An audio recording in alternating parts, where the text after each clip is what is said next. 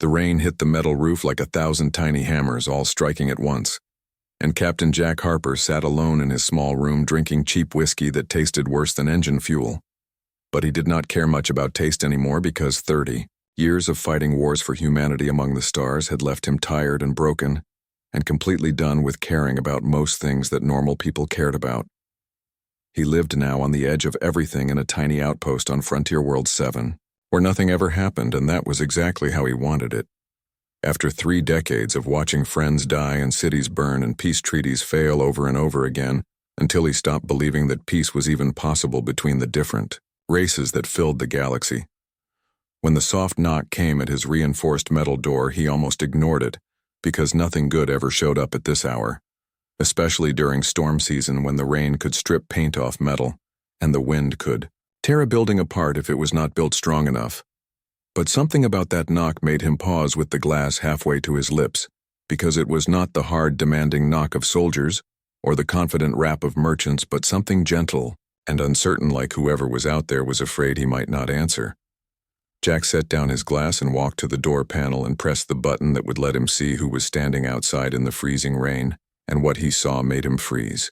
For a long moment, a little girl stood there, soaked completely through her oversized cloak stuck to her small body, and her silver hair hanging in wet tangles around a face that was far too pale and thin, like she had not eaten properly in days, or maybe weeks. But it was not just that she was a child or that she looked half-starved that made Jack stare at the screen, because pointing up through her wet hair were 2 delicate pointed ears that marked her as something humanity had only found in old stories until they started traveling between the stars and met the elves who lived on worlds far from Earth.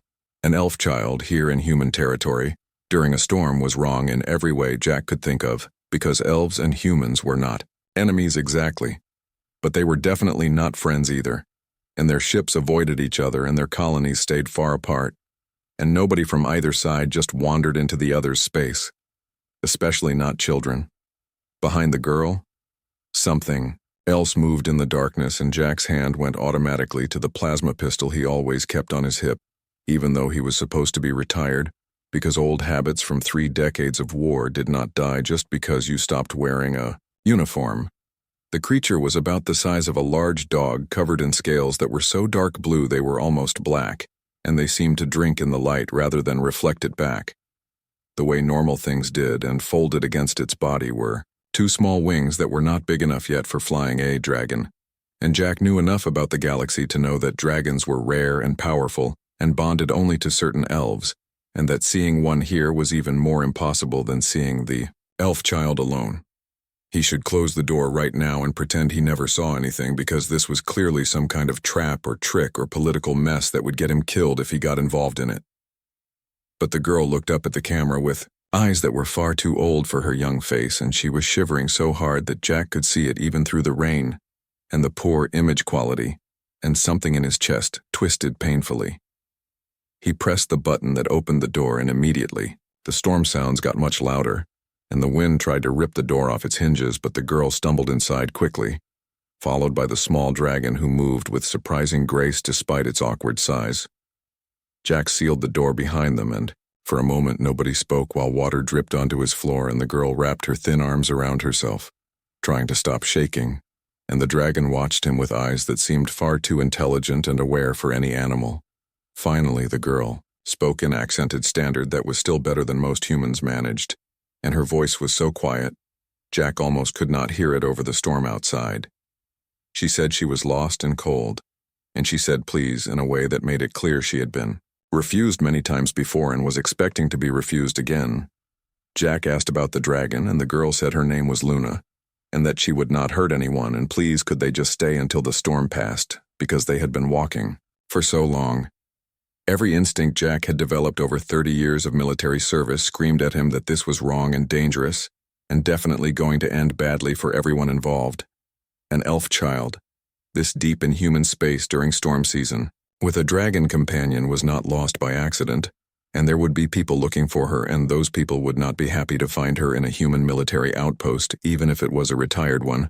But she was shivering and clearly exhausted, and she was just a child no matter what species she belonged to. And Jack had not been able to save his own daughter years ago when raiders hit her colony while he was on the other side of the sector. But maybe he could save this one. He told them to come in, and he saw relief flood across the girl's face so completely and genuinely that it made something hurt deep in his chest where he kept all the old memories locked away. She said her name was Lily, and she thanked him over and over while he grabbed a thermal blanket from his emergency supplies and wrapped it around her thin shoulders. Jack pointed to the heating vent in the corner and told her she and Luna could warm up there, and he watched as she guided the dragon over to the warmth, and they settled down together in a way that showed they had been together for a long time. The dragon curled its body around the girl protectively, and its tail created a small barrier between them and the rest of the room, like it was making sure nothing could reach Lily without going through Luna first. Jack moved to his small kitchen area and started heating some soup, because the girl looked like she needed food almost as much as she needed warmth. And while the soup heated, he tried to figure out what he was going to do.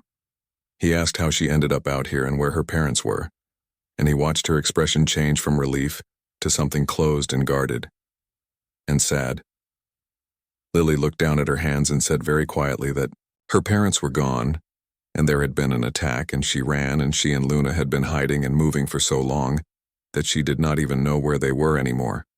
Jack's military mind immediately wanted details about the attack and who did it and when and how many attackers there were, but he forced himself to stay quiet because the child was clearly traumatized, and pushing her for information right now would not help anyone. He brought her the soup and watched as she ate slowly and carefully, like someone who had been hungry for too long and had learned to make food. Last, Luna watched him the whole time with those strange, intelligent eyes, and Jack found himself wondering exactly how much the dragon understood about what was happening. When Lily finished eating, Jack told her she could sleep on his narrow bunk and he would take the chair, because he had slept in worse places during his military career, and one night in a chair would not kill him. Lily said he was being very kind, and most humans would not help someone like her, and Jack felt ashamed because he knew she was right. Most humans would have either refused to open the door or called the authorities immediately, because an elf child in human territory was suspicious at best and dangerous at worst. He told her that most humans were idiots and she should get some sleep, and they would figure out what to do in the morning when the storm had passed. Lily climbed onto the bunk with Luna curling up at her feet, and within minutes both of them were asleep in the way that only the truly exhausted can manage. Jack sat in his chair and poured himself another glass of whiskey and tried not to think about all the ways this could go wrong. He had just given shelter to an elf child during what was basically a cold war between their species, and when people found out, there would be questions and investigations and probably accusations of treason. But he had also done the right thing, and that was something he had not been able to say very often lately, and maybe that was worth whatever trouble was coming. The storm continued to rage outside, making the walls shake and the lights flicker, but inside the small outpost, three unlikely companions rested together: a tired old soldier who thought he was done with making hard choices, and a mysterious elf child running from something terrible, and a dragon who was far more than it appeared to be. Jack did not know it yet, but opening that door had changed everything, and the simple act of showing kindness to a stranger would set in motion events that would shake the entire galaxy. He finished his whiskey and settled deeper into his chair and tried to sleep, but his mind kept racing with questions about who Lily really was and what she was running from, and whether he had just made the biggest mistake of his life or the best decision. Outside, the storm reached its peak and lightning split the sky and thunder shook the ground, but inside the outpost was warm and quiet and safe, at least for now, because tomorrow would bring new challenges and difficult choices, and the beginning of a journey that none of them could have imagined. But that was tomorrow, and tonight they were all just tired souls seeking shelter from the storm. Jack woke up to the smell of something burning, and his training kicked in immediately as he jumped from the chair with his hand reaching for the weapon at his side before his sleepy brain could process what he was actually seeing in front of him. Lily stood at his small kitchen area trying to use the food processor, but clearly having no idea how it worked, and there was smoke coming from something that might have been breakfast rations once, but was now just a black smoking mess. The girl turned when she heard him move, and her face showed guilt and worry, and she said in a small voice that she had been trying to make him breakfast, to thank him for letting them stay, but she did not understand his machines. Jack felt his irritation fade away because she had been trying to do something nice, and how could he be angry about that, even if she had nearly set his outpost on fire? He moved to the kitchen and showed her how to use the processor properly, while she watched with intense focus like she was memorizing every single step, and Luna sat on the counter nearby with her head moving back and forth between them, as if watching a tennis match. They ate breakfast together, and Jack found himself studying his guests more carefully. Now that it was morning and the storm had passed, Lily looked even more fragile in the daylight, and her clothes were clearly expensive once, but now they were torn and stained from long travel, and the dragon Luna seemed healthier. But there was a wariness in the way she held herself that spoke of recent danger. Jack knew he needed to make some decisions, and he started by saying that he needed to contact the authorities to get Lily somewhere safe and maybe find her family if there was anyone left to find. The word no exploded from Lily with surprising force, and Luna's head snapped up, and a low rumbling sound came from deep in the dragon's chest that made the hair on Jack's arm stand up. Lily said please he could not contact anyone because they would find her and they would finish what they started, and her hands were shaking as she spoke. Jack set down his fork slowly and carefully and asked who was after her and who would find her if he made a call. Lily twisted her hands together in her lap and said she could not tell him because it would put him in danger, and she should not have come here and they should leave right now before he got hurt. Jack said firmly that she was not going anywhere in her condition, and if someone was hunting a child he needed to know about it because he was not just going to throw her to the wolves. For a long moment Lily just stared at him, and Jack saw something ancient and calculating flash behind those young eyes before it disappeared, so fast he almost thought he imagined it. Finally Lily started talking, and she said her father had been a diplomat who was trying to negotiate a real treaty between elves and humans, not just the cold peace they had now, but an actual alliance. But not everyone wanted that treaty to happen, and there were people on both sides who preferred things the way they were, and those people had killed her father and her mother, and they had tried to kill her too. Jack felt cold spread through his stomach, because he had heard rumors about hardliners in both governments who did not want peace. And if this child was telling the truth, she was carrying knowledge that could start a war. He asked why she came to human territory instead of staying with her own people where she would be safer. Lily's laugh was bitter and harsh and completely wrong, coming from someone who looked so young, and she said some of the killers were elves and she did not know who to trust anymore. She said she thought maybe, out here on the frontier far away from politics and power, she and Luna could just disappear, and nobody would find them. Jack ran his hand through his gray hair and thought about how far beyond his capability this situation was, because he was just a retired soldier, not a spy or a diplomat. He should contact command immediately and let people who knew what they were doing handle this mess. But something held him back, and maybe it was the way Lily looked at him with barely hidden hope. Or maybe it was the memory of his own daughter who he had failed to save, or maybe he just wanted to do one good thing before he died. He told Lily that they would figure this out, but she had to be completely honest with him and no more secrets, because if they were going to do this, he needed to know everything. Relief flooded across Lily's face, but before she could respond, Luna suddenly went rigid, and her head turned toward the door, and that low growling sound started again, deeper and more threatening. Jack asked what was wrong, and Lily's face went pale as she whispered that someone was coming, and it was more than one person. Jack was already moving and pulling up the external sensors on his wrist display, and sure enough, there were 3 heat signatures, approaching from the north, moving with military precision and spreading out as they got closer. These were professionals, and they were dangerous, and they were coming here.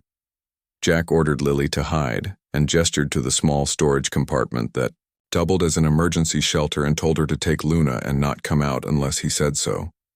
Lily started to argue, but Jack cut her off and said now in his command voice, and she grabbed Luna and squeezed into the compartment. Jack sealed it behind them and moved to check his weapons, and his plasma pistol was fully charged, and he also grabbed the old projectile rifle from the storage locker, because it was a relic, but it still worked. The knock when it came was hard and professional, and nothing like Lily's soft, uncertain knock from the night before.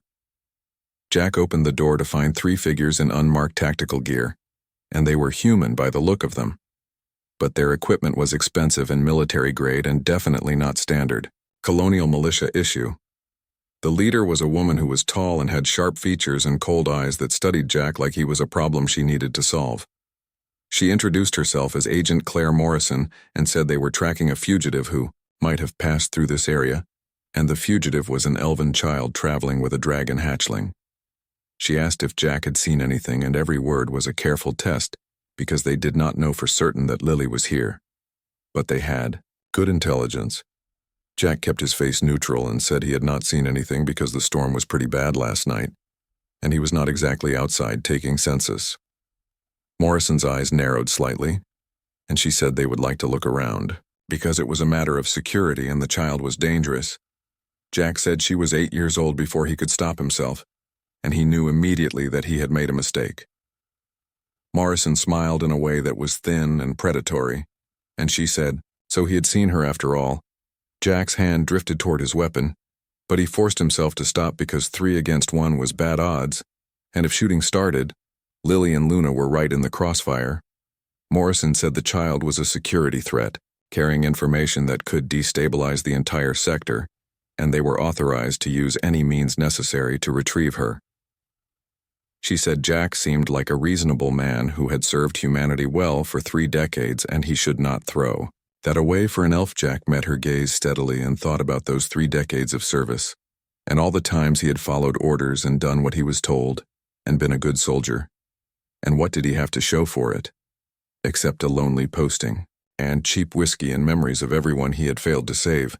He told Morrison to get off his property, and his voice was quiet, but firm. Morrison sighed like she had been expecting this, and she said she was hoping he would say that. The first shot hit Jack in the shoulder and spun him around, and the second one would have taken him in the head, except the storage compartment exploded outward in a shower of metal, and Fury Luna erupted from the wreckage like a storm given physical form, and she was no longer the size of a dog but suddenly massive, with her body expanding impossibly fast. Her roar shook the walls of the outpost and made Jack's ears ring, and her tail lashed out and sent one of Morrison's companions flying across the room to hit the wall with a sickening crunch. The dragon's scales seemed to absorb the plasma fire that struck her, and when she opened her mouth, ice and darkness poured out in equal measure and froze one of the attackers solid behind. Luna came Lily, and she was no longer a frightened child but something else entirely, and her eyes blazed with ancient power and her hands were wreathed in silver fire that made Jack's military sensors scream warnings. The illusion had been perfect, Jack realized, with numb shock because she had never been a child at all. Morrison snarled that Jack had no idea what he had stumbled into, and he should have stayed out of this. And then her own form began to shift and change into something with too many angles and burning eyes. Jack watched the battle unfold around him while he clutched his bleeding shoulder and tried to process what he was seeing, because this was so far beyond anything he had trained for.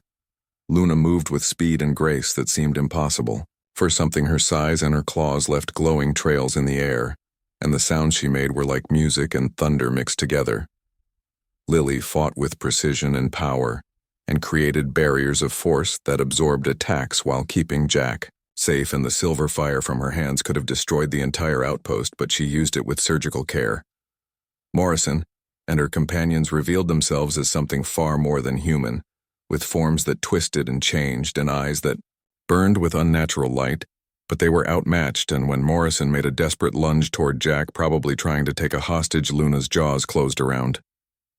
They left the outpost burning behind them because Lily insisted it was necessary to destroy any evidence of what had really happened, and she used her magic to make sure the fire would consume everything. To anyone who investigated later, it would look like a frontier raid gone bad, which was unfortunate but not uncommon on the edges of colonized space where law and order were more suggestions than rules.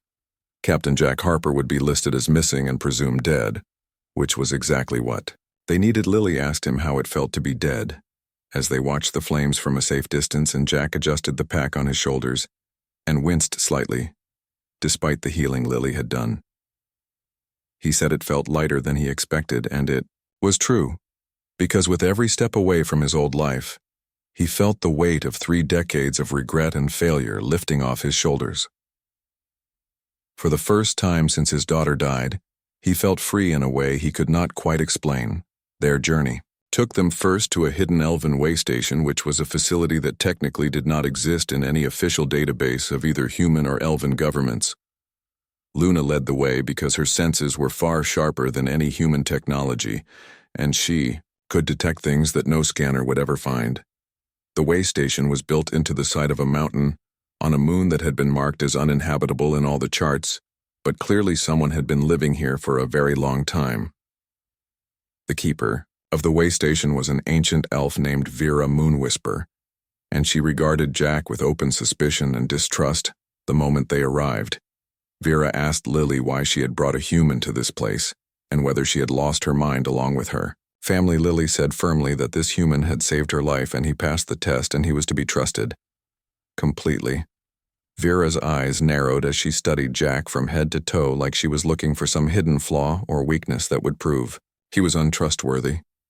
She asked about the test and called it foolish, just like Lily's father had been foolish, and she wanted to know how many had failed before Jack. Lily admitted quietly that 17 had failed before Jack and some had called the authorities immediately, and some had tried to capture her for reward, and some had tried worse things that she did not want to talk about. Vera turned her full attention to Jack now and asked what he hoped to gain from this alliance and whether he wanted fame or fortune or political advantage for his species. Jack met her gaze steadily and said he hoped to sleep at night without seeing his daughter's face, and he hoped to die, knowing he did something that mattered. He said he hoped to prove that humans were not all the monsters that elves thought they were, and he hoped to prove to himself that his species was worth saving. Something shifted in Vera's expression, and it was not quite approval, but perhaps the beginning of respect. She said his words were pretty, but they would see if his actions matched them, and she gestured toward the way station. She told them to come inside because if they were truly committed to this mad quest, they would need proper equipment and information. Then, she looked at Jack and said if he betrayed Liliana, then Dragonfire would be the least of his concerns, and her voice carried the weight of centuries. Over the next 2 weeks, Jack received a crash course in galactic politics that made his head spin and made him realize how little he actually knew about the universe. The situation was even more complex than he had imagined, because the elven courts were not a single unified government, but a loose confederation of noble houses, and each house had its own agenda and goals. The human colonial authority was similarly fractured with frontier worlds and corporate interests, and Earth's central government all pulling in different directions and often working against each other. Lily's father, Duke Marcus Starweaver, had been attempting to forge a treaty that would create a mutual defense pact against a threat that both species faced. That threat was called the Ravagers, and they were a conquering force from beyond known space that consumed entire worlds and left nothing but dust and death in their wake.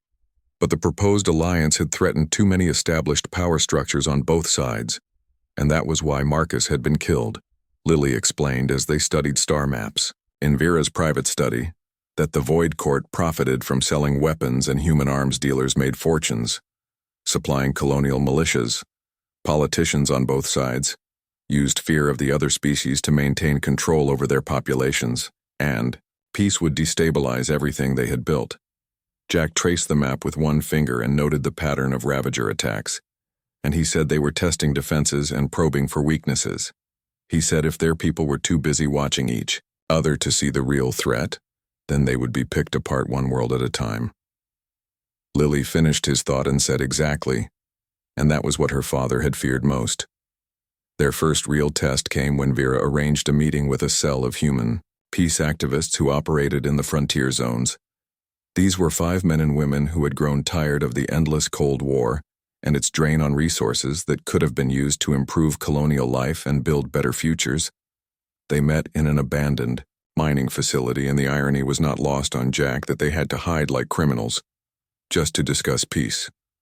The leader of the activists was a woman named Kate Sullivan, and she studied Jack with barely concealed skepticism from the moment they met. She said he was military and career military at that, and she wanted to know why she should believe he had suddenly seen the light.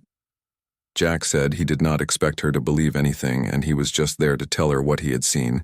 He told them about Lily risking her life to test whether humans were capable of basic decency, and he told them about the creatures who wanted to keep their species at each other's throats. He shared everything he had learned about the Ravagers and the conspiracy to murder Lily's parents and the evidence of coordinated efforts by extremists on both sides to provoke open war. Kate listened without interruption, and her expression grew darker and darker as Jack spoke. When he finished, she was quiet for a long moment before she said this was insane, and even if they believed him, they were talking about fighting their own governments. Jack said he knew that, but the alternative was worse, and they would all die if they did nothing, one of the other. Activists asked how they could know Lily was not lying and how they could know this was not some elaborate elven trick. Before Jack could respond, Luna stepped forward from the shadows where she had been quietly observing. The dragon moved into the light, but this time she did not just move because she also spoke. Her voice resonated in everyone's minds simultaneously, and it was like telepathy, but more powerful and more real. Luna said she was bound to Liliana by oaths, older than the human species, and she was a dragon of the first clutch. She said dragons did not bond with deceivers and did not serve the dishonest, and Liliana Starweaver spoke truth. She said the human Jack Harper had proven himself worthy of that truth, and her mental voice carried absolute certainty. The effect on the activists was immediate and dramatic because dragons were legend even among humans. Their very existence was debated by scholars, and having one speak directly into their minds and vouch for the cause was overwhelming. Kate's skepticism crumbled visibly, and she said they were in and asked what Lily and Jack needed from them. That night they camped in the ruins of the mining facility because it was too dangerous to return to the way station. Immediately Jack found himself unable to sleep, and he sat watching the stars while Lily kept watch nearby with Luna curled at her feet. Jack said quietly that Lily had known Luna speaking would convince the activists, and it had been calculated. Lily nodded without shame and said, "Dragons could not lie because it was part of their nature and bound into their very essence by ancient magics." She said when Luna vouched for them, there could be no doubt in anyone's mind. Jack asked if Lily was capable of lying, and her laugh was soft and sad. She said, "Oh yes, she had done quite a bit of lying recently, and the child illusion was just the beginning." She said she had hidden her true nature and concealed her father's research and pretended to be weaker than she was, but she said not with Jack and not anymore because she was done lying to him. Jack asked why she trusted him now, and Lily said it was because he never asked what he would get out of helping. She said when he took her in, and when he stood up to Morrison, and when he agreed to help, he never once asked what was in it for him. She said in 3 centuries of life that kind of selflessness was rarer than dragon fire. Jack wanted to argue and point out his selfish reasons and his guilt-driven motivations, but Lily held up a hand to stop him. She said she knew he thought he was just a tired old soldier trying to atone for past failures, and she knew he saw helping her as redemption for his daughter's death. But she said that did not make his choice any less meaningful because he could have chosen differently, and he could have chosen safety. In the darkness, Luna raised her head, and her eyes gleamed with ancient wisdom that seemed to see through everything. Jack understood then that he had been tested not just once but continuously from the moment he opened that door to let Lily inside. Every choice and every word and every action had been weighed and measured, and somehow impossibly he had passed. Lily told him to get some sleep, because tomorrow they would contact the colonial authorities' peace faction, and that was when things would get truly dangerous. The summit was arranged to take place on Station Haven, which was a free port operated by the Merchant Guild, and was one of the few places in the galaxy where neither humans nor elves had official control. Getting there required 6 dangerous jumps through contested space, and Jack aged a decade in stress during each one, because they never knew if someone had discovered their route or if they would jump right into an ambush, but they made it safely, and with them came delegations from both species peace factions, including people who had risked everything just to attend this meeting. The meeting room was set up with human representatives on one side and elven representatives on the other, and in the middle stood Jack and Lily and Luna, who had become the living bridge between 2 worlds that had been separated by suspicion and fear for so long. Commander Helen Price was there, and she was a human naval officer whose ship had once exchanged fire with an elven cruiser during a border dispute. She looked across the table at the elves with barely concealed distrust and said this was madness, and they were being asked to trust the very people they had been fighting against. Jack said firmly that he was not asking her to trust the elves but to trust him, because he had seen what they were capable of and he had fought beside them. He said the real enemy was not sitting across the table, but was hiding in the shadows, manipulating both sides. Jack proceeded to present all the evidence that Lily had gathered over the months she had been running and hiding. There were intercepted communications between extremists on both sides, and financial records showing coordinated funding from the same shadowy sources. Most damning of all were the Ravager attack patterns, which showed clearly that someone was feeding them intelligence about both human and elven defenses. The attacks always came at the worst possible times and targeted the most vulnerable locations, which was not luck but inside information. Lily added that the extremists were playing both species against each other and explained that the Void Court and human supremacist groups were secretly allied. She said they profited from the conflict while the Ravagers grew stronger, and her father had discovered this conspiracy and that was why he had been murdered. A murmur ran through the assembled delegates and people began whispering to each other, and some looked angry while others looked shocked. Lord Adrian Silvermoon, who was an elven general with centuries of military experience, leaned forward and asked if they had actual proof of this alliance. Luna stepped into the center of the room, and her form began to shift and grow until she was the size of a small shuttle, and her presence filled the space. Her telepathic voice resonated in everyone's mind simultaneously as she said she had witnessed the meeting herself 3 months ago on Darkside Station. She said she saw Void Court assassins and human black operations, personnel planning joint operations to sabotage peace efforts. Luna said she was dragon sworn to truth, and this was no deception. And her mental voice carried such absolute certainty that nobody could doubt her. The room erupted in angry voices and accusations and demands for immediate action against the conspirators. People stood and shouted, and some of the humans and elves looked at each other with new understanding, while others still clung to their old hatreds. But slowly and gradually, Jack saw comprehension dawn on face after face as they realized the pattern was too clear to ignore. The evidence was too damning to dismiss, and the conspiracy too obvious. Once you knew what to look for, Kate Sullivan stood up, and her voice cut through the chaos like a knife, and she said they needed to focus on what to do about this. She said even if they believed everything, and even if they wanted peace, they were just a handful of dissidents and outcasts. She said the power structures on both sides would crush them the moment they tried to go public with this information. Lily said quietly that they would strike first, and the room fell silent as everyone turned to look at her. She said they would expose the conspiracy simultaneously across all channels and broadcast the evidence to every media outlet and every government and every citizen in both territories. She said they would force everyone to acknowledge the truth whether they wanted to or not.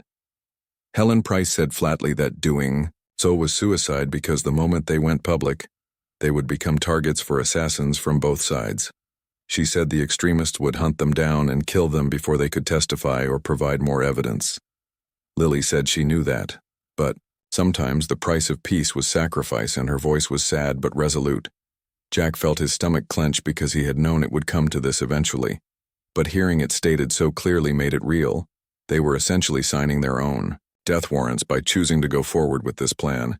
He said there had to be another way, and they did not come this far just to die without seeing the change they were fighting for. Luna's laugh was dark and filled with ancient cynicism. And she said humans always wanted to live forever. The dragon's gaze swept across everyone assembled, and she said her kind had seen civilizations rise and fall over millennia. She said, great change always required great sacrifice, and the question was whether they were willing to pay that price. Lord Adrian stood slowly and with great dignity, and he said he was willing.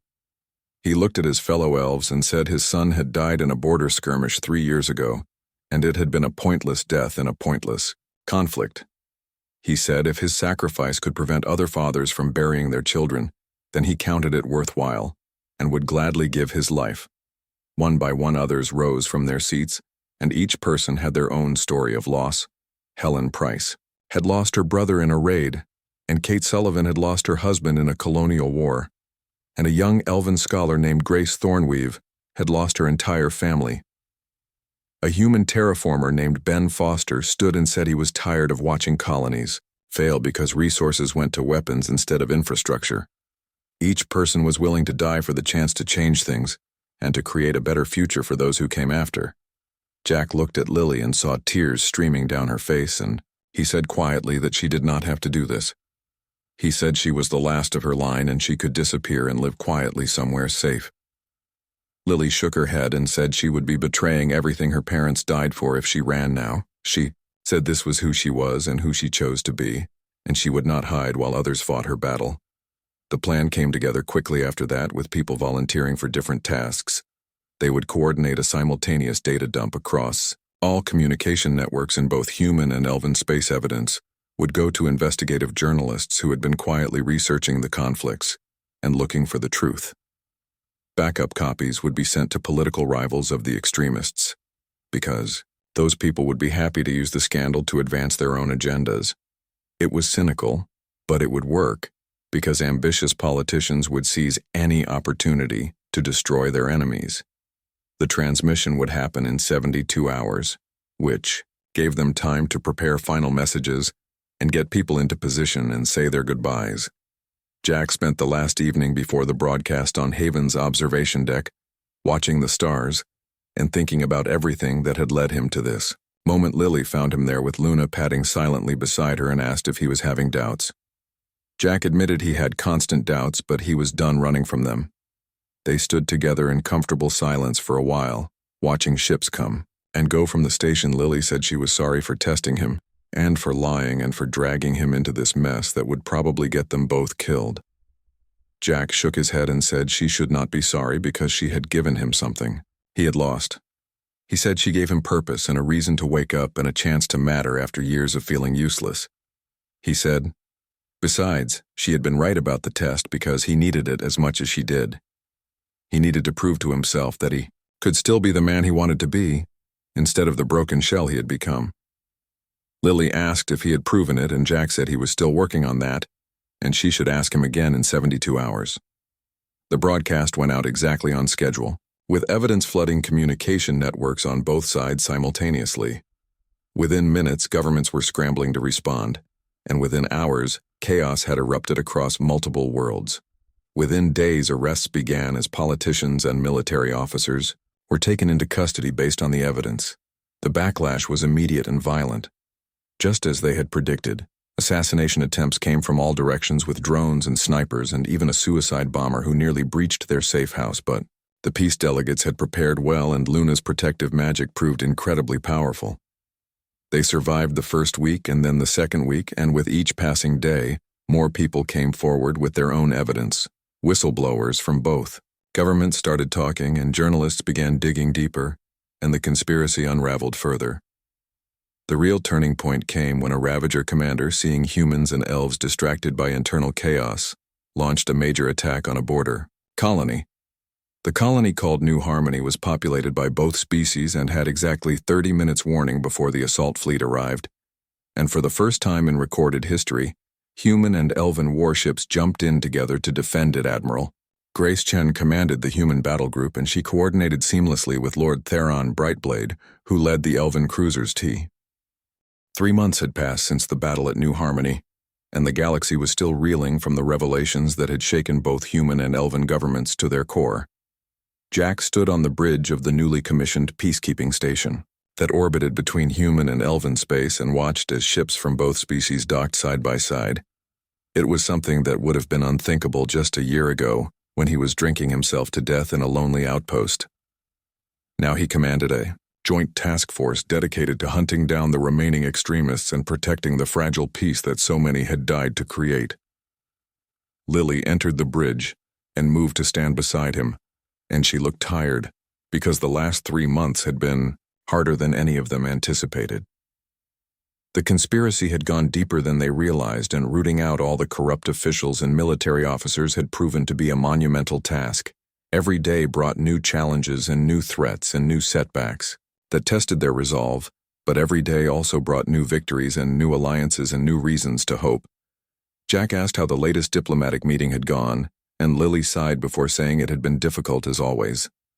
The hardliners on both sides were still fighting against the peace treaty, even though their leaders had been exposed and arrested.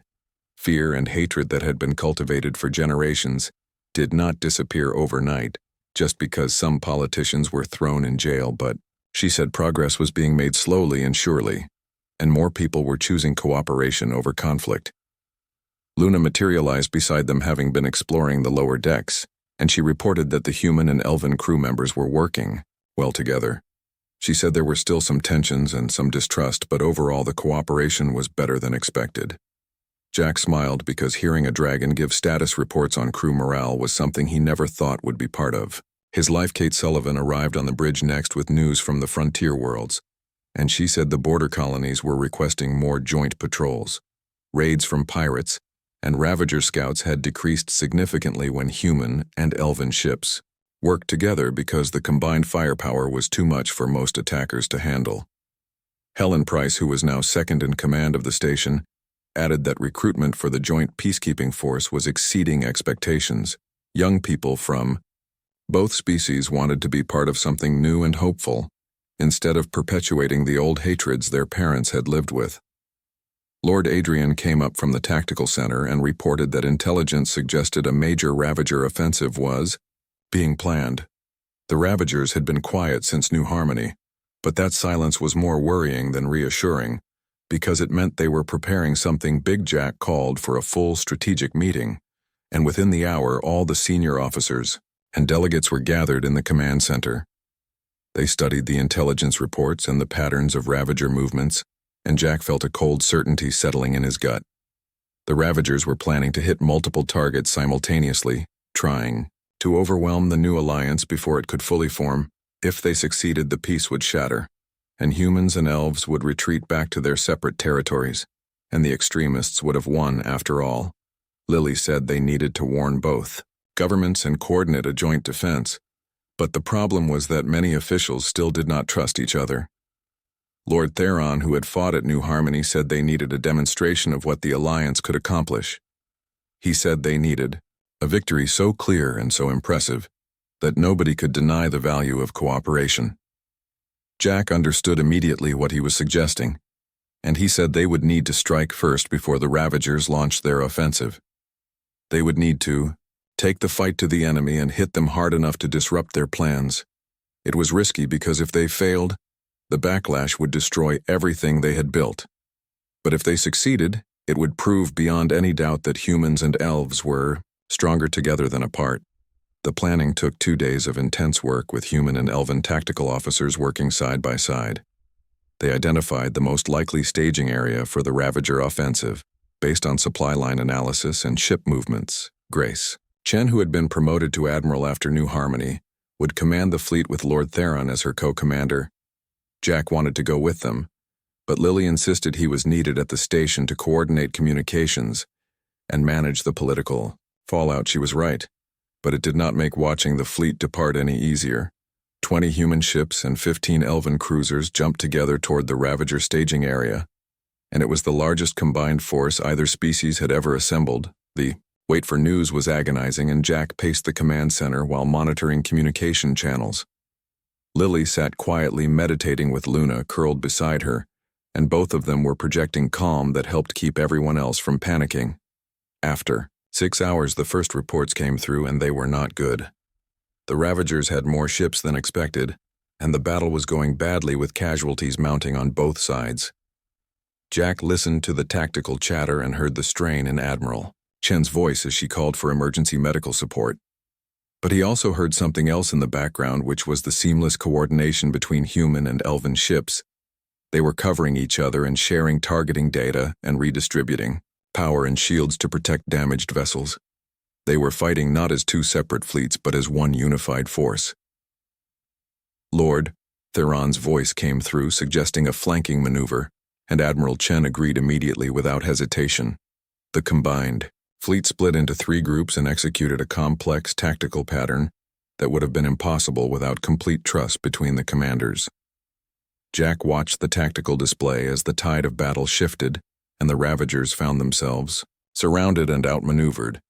The enemy fleet broke and scattered, and the Alliance forces pursued, cutting off escape routes and destroying ship after ship.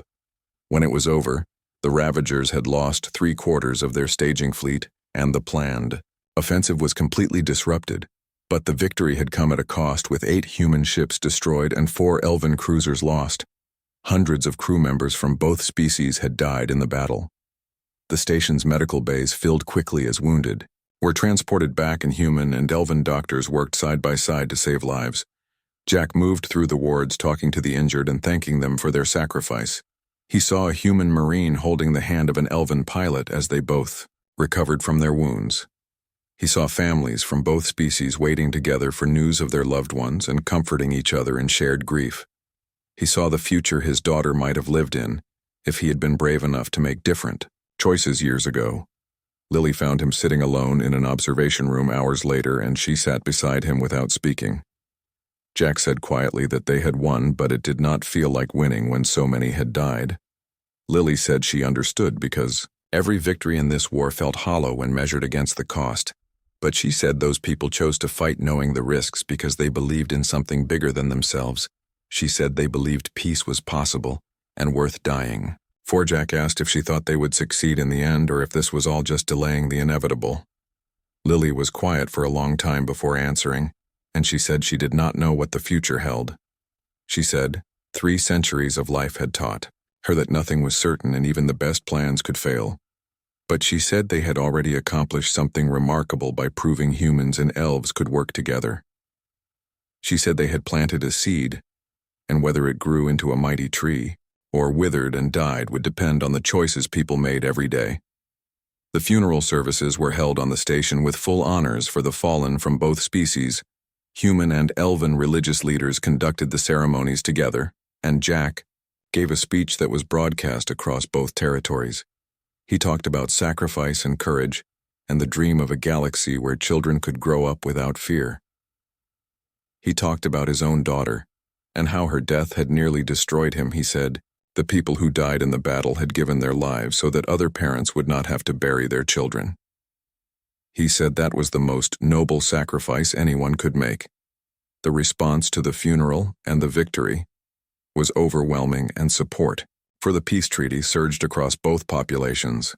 Politicians who had been opposing the alliance suddenly found themselves on the wrong side of public opinion.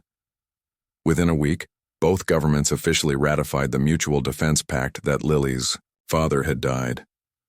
Trying to create it was not perfect, and there were still many details to work out and many people who opposed it, but it was real, and it was happening, and it was changing everything. Kate Sullivan was appointed as the first human ambassador to the Elven courts, and Lord Adrian became the first Elven ambassador to the colonial authority. Grace Thornweave started a cultural exchange program that brought students from both species together to learn and study. Ben Foster led a joint terraforming project that would create new colonies open to both humans and elves. The work of building peace continued day by day with small victories and occasional setbacks. Jack remained in command of the peacekeeping station, which had been officially named the Starweaver Station in honor of Lily's parents. Lily herself became the chief negotiator for the Alliance, traveling between worlds and mediating disputes and building bridges.